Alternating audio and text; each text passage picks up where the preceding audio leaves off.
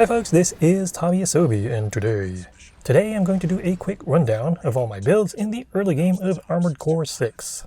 Yep, Armored Core 6, not Ace Combat 6.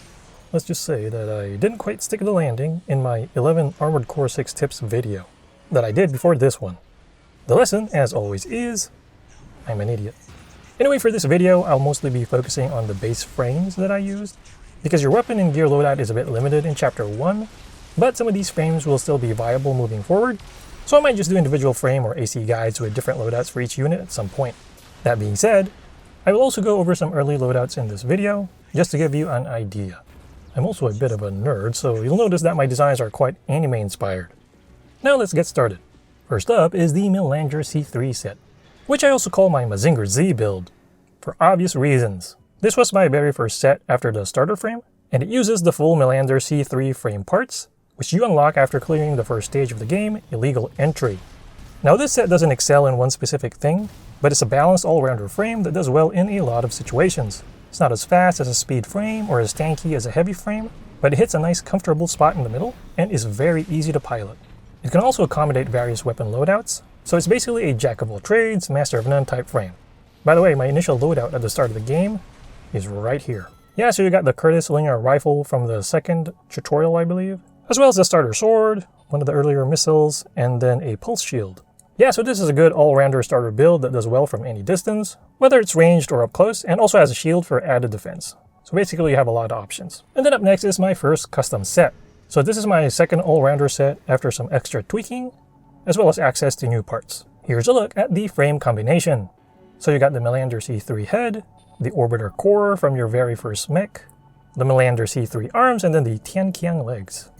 Anyway, this is another balanced frame combination that builds on the original Melander. The idea was basically to add a bit more defense while still maintaining good mobility.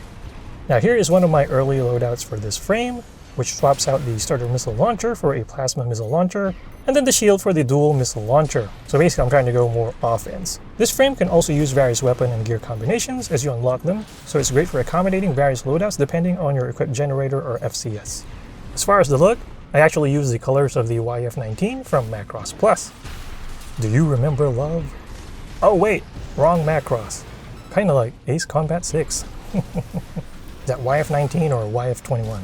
So confused. It's been a long time. And then next is the third set I've made in the game, the Tianqiang Heavy set, which I also call my Keroro Robo, or Sergeant Frog build. Yeah, I like Keroro Gunso. I mean, it's kind of right there in my YouTube channel's profile pic. Yeah, so this is my first heavy set, which mostly uses Tianqiang frame parts, with the exception of the head. So I actually swapped out the Tianqiang head with the Melander Z head, which has more defense. Yeah, so this set boasts higher defense while still being relatively mobile, though not as mobile as the previous builds. It can also support heavy weapons like bazookas, if you want to do a Keroro build. Hey, actually that's a good idea. Anyway, you can go close range or long range with this set, depending on your weapons, generator, and FCS. In my case, I mainly use this as a close range fighter. So I got two versions, the first of which is kind of closer to the Keroro Robo look. So I basically have it using a sword, although I kind of swap out the Keroro Robo rifle with a shotgun, this being a close range build and all. So here is the first loadout. And then my second version goes all out with dual shotguns, plus a plasma missile launcher for extra stopping power. And then I threw in a large vertical missile pod just for laughs. The idea being kinda, once I stop them with the other weapons, then I can rain down a buttload of missiles. Although honestly, maybe plasma missiles would be better. But this is like earlier in the early game, so that's what I got.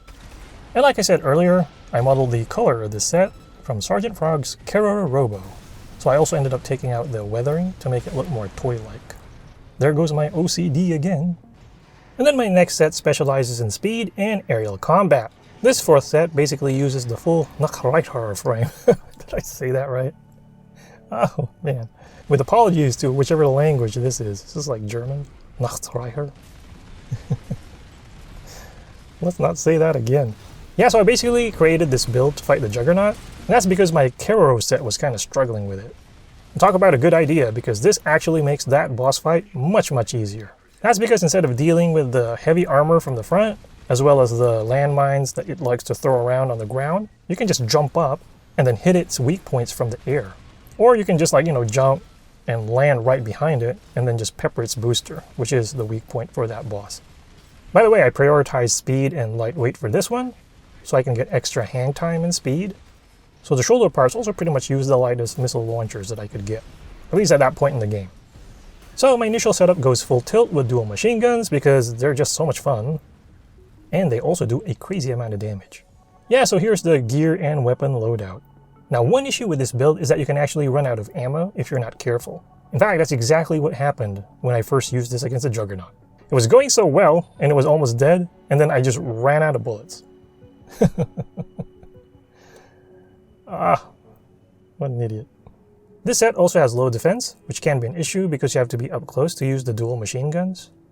But it's got great mobility and also great hang time. So you can argue that the best defense is to not get hit at all.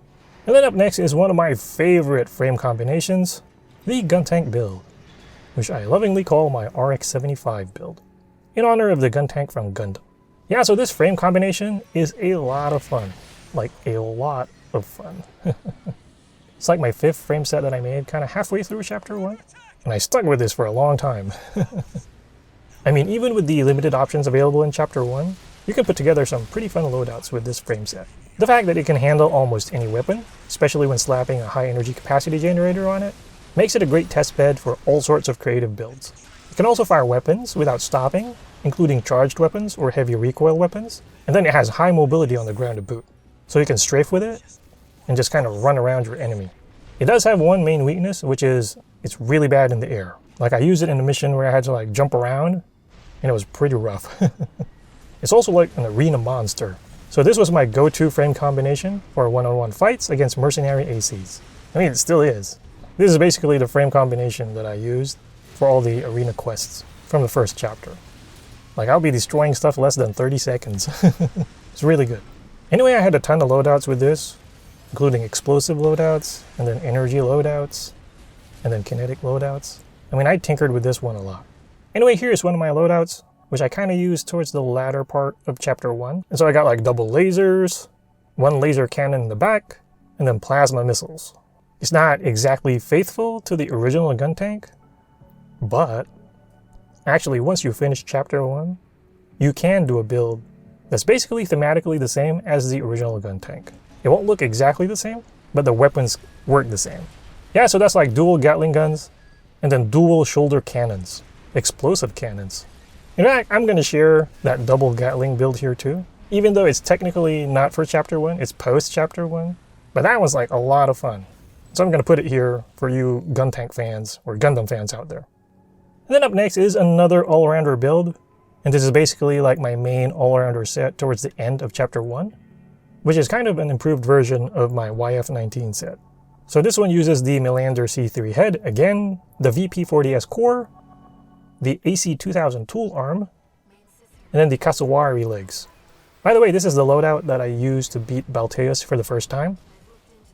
And this one actually uses an OST mod that allows you to equip a hand weapon on your shoulders. So basically what I do is that first, I start with stripping Balteus. Maybe not the best choice of words. Yeah, so you take down Balteus' pulse shield with the pulse gun. And then I switch to the laser for extra damage, while I pepper the boss with plasma missiles and a charged sword attack. And then the reverse joint legs also make it extra mobile, with nice hang time in the air. Makes avoiding those Balteus missiles a lot easier. Plus you have more dashes that you can do, or quick boosts. Granted, it's not as brain-dead cheesy as, say, using that Guntank frame combination I mentioned earlier, with either 2 pulse guns or 2 machine guns, and then double shoulder lasers. That being said, stripping Balteus with the pulse gun, and then unloading with plasma missiles, a charged double sword slash, and then hitting the boss with point-blank laser shots while it's stunned, makes for a pretty fun battle. And then outside of Balteus, this build can tackle almost any situation quite effectively. By the way, I also changed the original YF-19 colors, so I tried to do an homage to the Zentraedi Officer's Battle Pod colors from Macross, due to the reverse joint. It doesn't exactly look like a battle pod, but the colors are nice. And then for my last set, I used Tetrapod legs to make like a Barbataurus build. So this one is basically a tetrapod killer. And by that I mean other enemy tetrapods. Because seriously, you can just hover right on top of a tetrapod with this and then circle around and pepper it with Armageddon from above as the poor tetrapod tries to track you down. Now admittedly, I have the least playtime with this set, so it is kind of a work in progress. That being said, the quad legs make this really good in stages where you need to do aerial shenanigans. So yeah, for the head I have the Melander Z3, again, I'm noticing a pattern here, and then VP set all the way down. Plus, since I can move while firing with the tetrapod legs, I ended up equipping weapons that either have charge shots or heavy recoil, since I'll be able to fire those while still moving around. Yeah, so I got the Curtis linear rifle to use against the small fries, or maybe charge in a pinch. And then the Go-Chin for like a huge attack. And then for the shoulders, I have double plasma missiles, because why not? Basically it's for AoE, and then opening windows for the Go-Chin, which can be hard to hit with sometimes. Plus the plasma missiles go quite well with the Death from Above theme. It's just kind of hilarious doing it, whether you kind of do it at the same time, or do it right after the other. Anyway, there you go, my early builds for Armored Core 6, Fires of Rubicon, not Ace Combat 6. So what builds are you using? Please share them in the comment section, along with any thoughts or questions that you may have. Once again, this is Tabi. Thank you for watching.